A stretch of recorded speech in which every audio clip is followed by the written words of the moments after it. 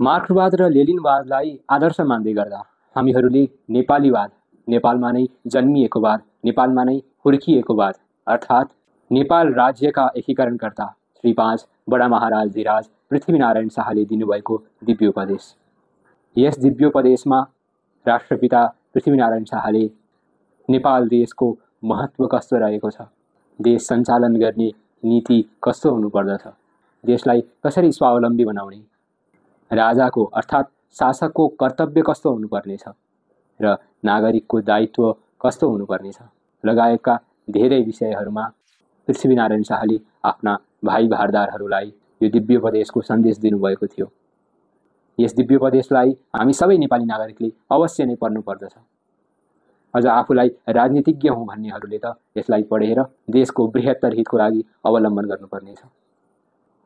दिव्योपदेशको दोस्रो भागमा राष्ट्रपिताले नीतिको उपदेश गर्नुभएको छ। त्यस उपदेशलाई हामीले राम्रोसँग अध्ययन गरेर बुझ्नेछौँ। उपरान्त यो नेपाल राज्य भनेको दुई ढुङ्गाको बीचको तरुल जस्तो रहेछ। आफ्नो देशदेखि उत्तरतर्फका चीनका बादशाहसित धेरै ठुलो घा अर्थात् मित्रता राख्नु, दक्षिणतर्फका समुद्रका बादशाहसित भने मित्रता त राख्नु, तर त्यो अत्यन्त चतुरो छ। त्यसले अहिले हिन्दुस्तानलाई बलपूर्वक दबाइराखेको छ, समतल जमिनमा पनि परिरहेको छ।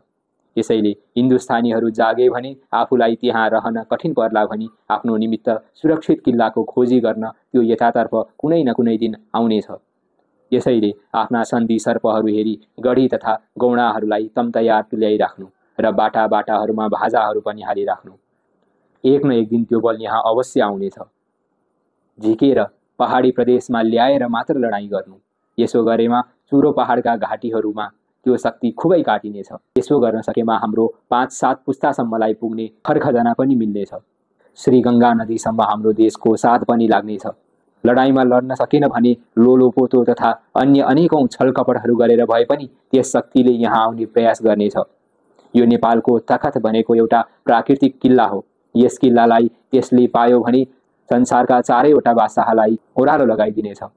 यथार्थमा यो राज्य ईश्वरले आफैले नै रचना गरेको किल्ला रहेछ। सोध्नुपर्ने अर्थात् बनाउनु पर्ने रहेनछ।